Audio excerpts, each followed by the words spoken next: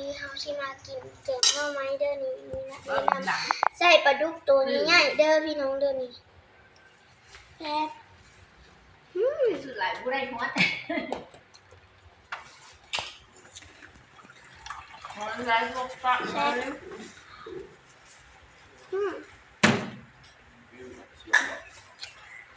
มาเด้อ มอง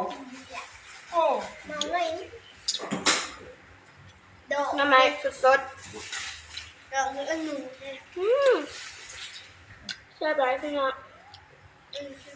แล้วเขา ได้ลูกทุ่งนะว่ามือยิบ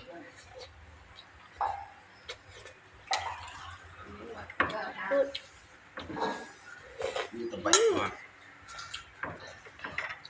เรียนบอก กินน้ำกันแบบ